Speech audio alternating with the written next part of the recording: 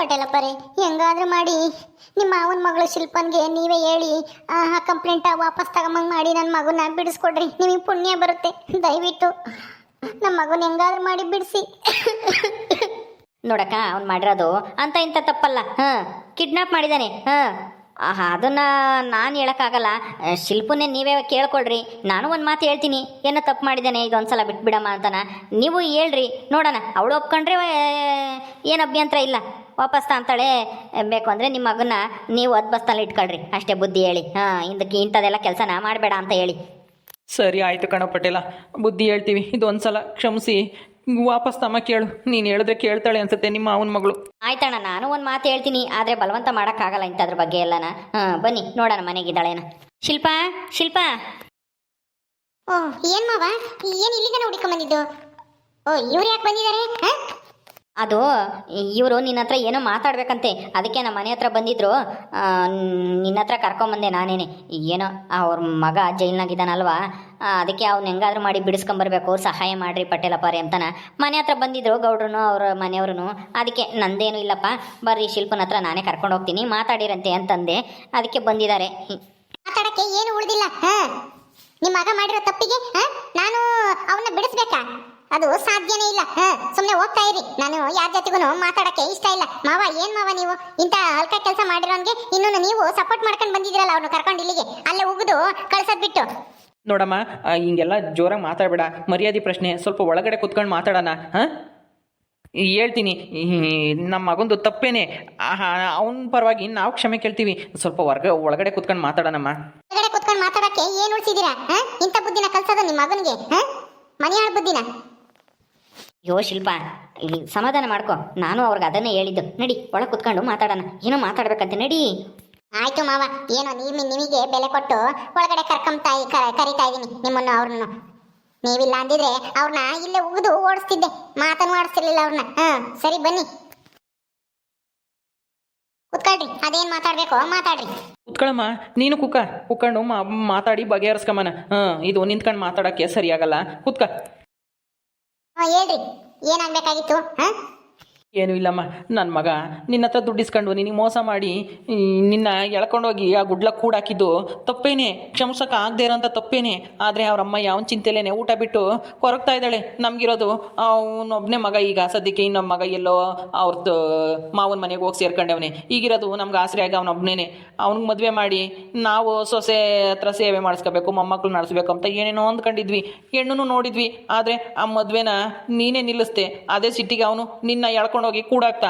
ಈಗ ನೀನು ಕಂಪ್ಲೇಂಟ್ ಕೊಟ್ಟು ಒಳಗಾಕ್ಸಿದ್ಯಾ.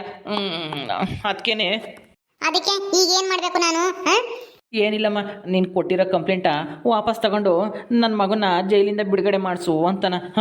ಅವ್ನು ಮಾಡಿರೋ ತಪ್ಪಿಗೆ ನಾವು ನಿನ್ನ ಕಾಲಿಗೆ ಬಿದ್ದು ಕ್ಷಮೆ ಕೇಳ್ತೀವಮ್ಮ. ತಪ್ಪಾಯ್ತು, ಅವ್ನು ಇನ್ನೊಂದ್ಸಲ ಈ ಥರ ಎಲ್ಲ ತಪ್ಪು ಮಾಡದೇ ಇರೋ ಥರ ನಾವು ನೋಡ್ಕೊಂತೀವಿ. ಇದೊಂದ್ಸಲ ಕ್ಷಮಿಸ್ಬಿಡಮ್ಮ. ಏನು, ಅವನ್ನ ಕ್ಷಮಿಸದ? ಇಂಥ ಮನೆಯಾಳ ಕೆಲಸ ಮಾಡಿರೋನ್ಗೆ ಏನಾದ್ರೂ ನನಗೆ ಹೆಚ್ಚು ಕಮ್ಮಿ ಆಗಿ ಜೀವ ಹೋಗಿದ್ರೆ ನೀವೇನಾದ್ರೂ ಜೀವ ತಂದು ಕೊಡಕ್ಕಾಗ್ತಿತ್ತಾ?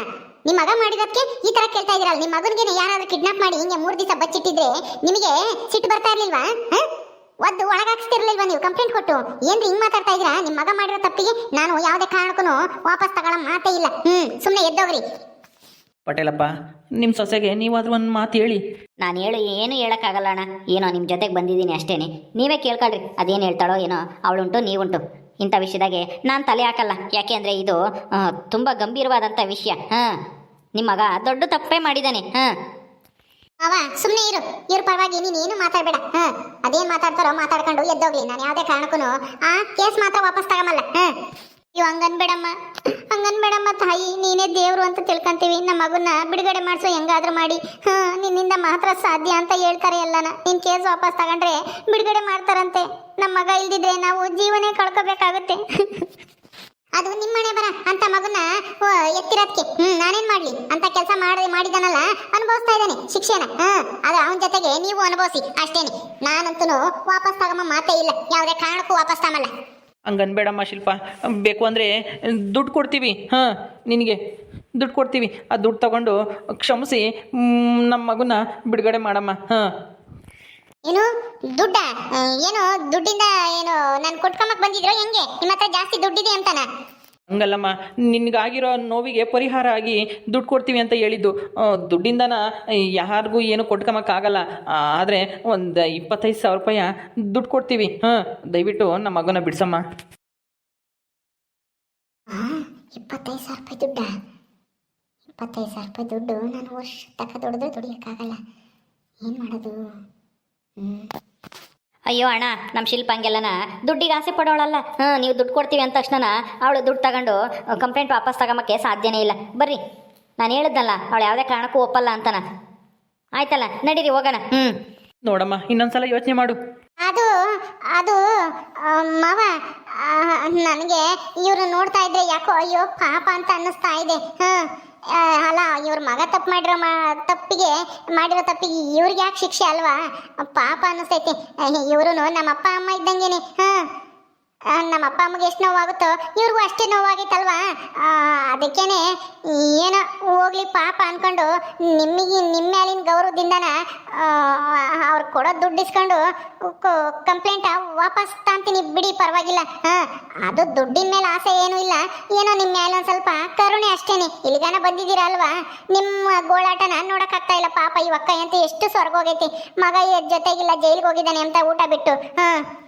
ಹೌದಮ್ಮ, ಹೌದು, ನನಗೆ ನನ್ನ ಮಗನೇ ಮುಖ್ಯ. ನನಗೆ ದುಡ್ಡು ಮುಖ್ಯ ಅಲ್ಲ. ದುಡ್ಡೇನು ಇವತ್ತು ಸಂಪಾದನೆ ಮಾಡ್ತೀವಿ, ನಾಳೆ ಕಳಿತೀವಿ. ನನ್ನ ಮಗನ ಹೆಂಗಾದ್ರೂ ಮಾಡಿ ಬಿಡ್ಸಮ್ಮ ದಯವಿಟ್ಟು. ಇನ್ಯಾವತ್ತೂ ಇಂಥ ತಪ್ಪು ಮಾಡಲ್ಲ ಅವನು. ಆ ಥರ ನಾನು ನೋಡ್ಕೊತೀನಿ. ನಿನಗೆ 25,000 ರೂಪಾಯಿ ದುಡ್ಡ ಕೊಟ್ಟು ಬಿಡ್ತೀವಮ್ಮ. ದಯವಿಟ್ಟು ಬಿಡ್ಸಮ್ಮ. ನಮ್ಮ ಕಣ್ಣೀರು ನಿನಗೆ ಅರ್ಥ ಆಗ್ತಿತ್ತೆ ತಾನೇ? ನೀನು ಒಂದು ಹೆಣ್ಣಾಗಿದ್ಯಾ, ಹೆಣ್ಣಿನ ಸಂಕಟ ಏನು ಅಂತ ನಿನಗೆ ಅರ್ಥ ಆಗಿದೆ ಅನ್ಸುತ್ತೆ. ಆಂಟಿ, ಅಳಬೇಡಿ, ಸುಮ್ಮನೆ ಇರಿ. ನನಗೂ ಅರ್ಥ ಆಗುತ್ತೆ ನಿಮ್ಮ ಸಂಕಟ ಏನು ಅಂತನ. ಆದರೆ ನಿಮ್ಮ ಮಗ ಮಾಡಿರೋದೇ ತಪ್ಪಲ್ವಾ? ಹಂಗಾಗಿ ನಾನು ಕಂಪ್ಲೇಂಟ್ ಕೊಟ್ಟಿದ್ದೆ. ಈಗ ಪಾಪ ನೀವು ಕಣ್ಣೀರು ಹಾಕ್ತಾ ಇರೋದು ನೋಡಿದ್ರೆ ಅಯ್ಯೋ ಅನ್ಸುತ್ತೆ. ಹೋಗ್ಲಿ ಬಿಡಿ, ಅಳಬೇಡಿ, ಸುಮ್ಮನೆ ಇರಿ. ನಾನು ಕಂಪ್ಲೇಂಟ್ ವಾಪಸ್ ತಾಂತೀನಿ. ಅಳಬೇಡಿ, ನಿಮ್ಮ ಕಣ್ಣೀರು ನೋಡೋಕ್ಕಾಗ್ತಿಲ್ಲ ನನ್ನ ಕೈಯಿಂದನ. ಏನು ಹೇಳ್ತಾ ಇದೆಯಾ ಶಿಲ್ಪ? ದುಡ್ಡು ಇಸ್ಕೊಂಡು ಕಂಪ್ಲೇಂಟ್ ವಾಪಸ್ ತಾಂತೀಯಾ? ದುಡ್ಡಿಗೋಸ್ಕರ ಅಲ್ಲ ಮಾವ, ಪಾಪ ಅವಕ್ಕ ನೋಡು ಒಂದೇ ಸಮಕ್ಕೆ ಹೇಳ್ತಾ ಐತೆ ಅವಾಗಿಂದ. ನನ್ನ ಕೈಯಿಂದ ನೋಡೋಕ್ಕಾಗ್ತಾ ಇಲ್ಲ, ನನ್ನ ಕರಳು ಚುರುಕಂತ ಐತೆ ಪಾಪ. ಶಿಲ್ಪ, ಹೌದಾ? ಈಗ ಕೇಸು ವಾಪಸ್ ತಂತಿದ್ಯಾ, ಕಂಪ್ಲೇಂಟಾ? ಅಯ್ಯೋ, ನೀನು ಆಡಿದ್ದು ನೋಡಿದ್ರೆ ನೀನು ಯಾವುದೇ ಕಾರಣಕ್ಕೂ ಏನು ಹೇಳಿದ್ರು ಒಪ್ಪಲ್ಲ ಅಂತ ನಾನು ತಿಳ್ಕೊಂಡಿದ್ದೆ. ನೀನು ಇಷ್ಟು ಬೇಗ ಒಪ್ಪತ್ಕಂತೀಯ ಅಂತ ನಾನು ಅಂದ್ಕೊಂಡಿರಲಿಲ್ಲ. ಏನು ಮಾಡೋದು ಮಾವ, ನಂದು ಹೆಣ್ಣು ಹೃದಯ ಅಲ್ವಾ, ಅದಕ್ಕೆ ಇನ್ನೊಂದು ಹೆಣ್ಣಿನ ಮನಸ್ಸು ಅರ್ಥ ಆಗುತ್ತೆ. ಅವ್ರ ಕಣ್ಣೀರು ನನ್ನ ಕಣ್ಣಿಗೆ ಕಾಣಿಸ್ತಾ ಇದೆ ಅಂದಮೇಲೆ ಏನು ಮಾಡೋದು ಬಿಡಿ. ಸರಿ ಆಯಿತು, ನೀವು ಆದಷ್ಟು ಬೇಗ ದುಡ್ಡು ತಂದ್ಕೊಡಿ, ನಾನು ಕೇಸ ವಾಪಸ್ ತಾಂತೀನಿ. ಸರಿ ಆಯ್ತಮ್ಮ, ನಾವು 25,000 ಕೊಡ್ತೀವಿ.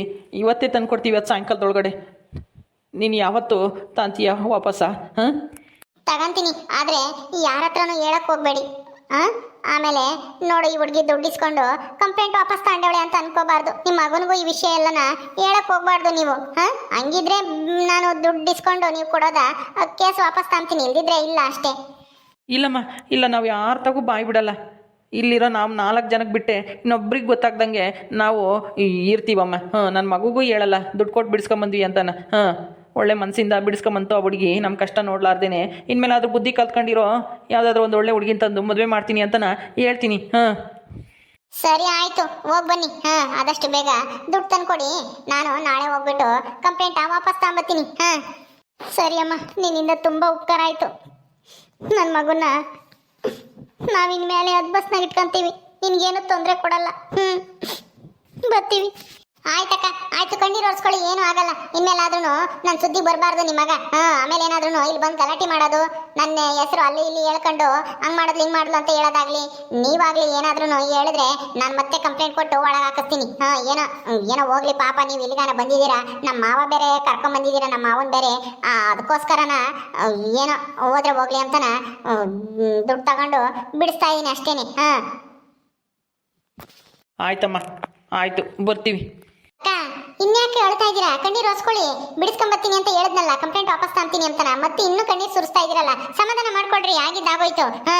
ಇನ್ಮೇಲಾದ್ರೂ ನೆಟ್ಟಿಗಿರ ಕೇಳಿ ಆ ಸುರೇಶನ್ಗೆ. ಸರಿ ಅಮ್ಮ, ಬರ್ತೀವಿ ನಾವು. ಪಟೇಲ್ರೇ, ನಡೀರಿ. ಹೆಂಗೋ ನೀವು ಬಂದಿದ್ದಕ್ಕೆ ಒಂದಿಷ್ಟು ಉಪಯೋಗ ಆಯಿತು. ಹೆಂಗೋ ಒಪ್ಕೊಂತಲ್ಲ ನಿಮ್ಮ ಸೊಸೆ. ಬರ್ತೀವಮ್ಮ. ಬಿಡಿ, ಹೆಂಗೋ ಇನ್ನೇನು, ಇನ್ಯಾಕೆ ಚಿಂತೆ. ಇನ್ಮೇಲಾದ್ರೂ ಸುರೇಶನ್ಗೆ ಒಂದು ಒಳ್ಳೆ ಹುಡುಗಿನ ನೋಡಿ ಮದುವೆ ಮಾಡೋರಂತೆ ಮೊದಲು ಒಳ್ಳೆ ಬುದ್ಧಿ ಕಲಿಸ್ರಿ. ಬರ್ರಿ ಹೋಗೋಣ. ಅಯ್ಯೋ ಅಯ್ಯೋ ಅಯ್ಯೋ 25,000 ರೂಪಾಯಿ. ಸದ್ಯ ಅವನು ಕಿಡ್ನಾಪ್ ಮಾಡಿದ್ದು ಒಂಥರ ನನಗೆ ಲಾಭನೇ ಆಯಿತು ಅನ್ಸುತ್ತೆ. ಸುರೇಶ ಕಿಡ್ನಾಪ್ ಮಾಡಿದ್ದು ಸದ್ಯ ವರ್ಷ ಎಲ್ಲ ದುಡಿದ್ರು ನನಗೆ ಅಷ್ಟೊಂದು ದುಡಿಮೆ ಮಾಡೋಕ್ಕಾಗ್ತಾ ಇರಲಿಲ್ಲ. ಒಂದೇ ಸಲ 25,000 ರೂಪಾಯಿ ಸಿಗ್ತಾ ಇದೆಯಲ್ಲ. ಆಹಾ ದೇವ್ರೇ, ಇವತ್ತು ನನ್ನ ಮೇಲೆ ಕರುಣೆ ಬಂತೇನಪ್ಪ ದೇವ್ರೇ, ಅಪ್ಪ ತಂದೆ. ಓಕೆ ಸ್ನೇಹಿತರೆ, ಈ ವಿಡಿಯೋನ ಇಲ್ಲಿ ಮುಗಿಸ್ತಾ ಇದ್ದೀವಿ. ಈ ಕಥೆ ಇನ್ನು ಮುಂದುವರಿಯುತ್ತೆ. ನಿಮ್ಮೆಲ್ಲರಿಗೂ ಈ ವಿಡಿಯೋ ಇಷ್ಟ ಆದರೆ ಲೈಕ್ ಮಾಡಿ, ಶೇರ್ ಮಾಡಿರಿ. ಹಾಗೆ ಇನ್ನು ಯಾರ್ಯಾರು ನಮ್ಮ ಚಾನಲ್ ಸಬ್ಸ್ಕ್ರೈಬ್ ಮಾಡ್ಕೊಂಡಿಲ್ಲ ದಯವಿಟ್ಟು ಸಬ್ಸ್ಕ್ರೈಬ್ ಮಾಡ್ಕೊಳ್ರಿ. ಮುಂದಿನ ವಿಡಿಯೋದಲ್ಲಿ ಸಿಗ್ತೀವಿ. ನಮಸ್ಕಾರ.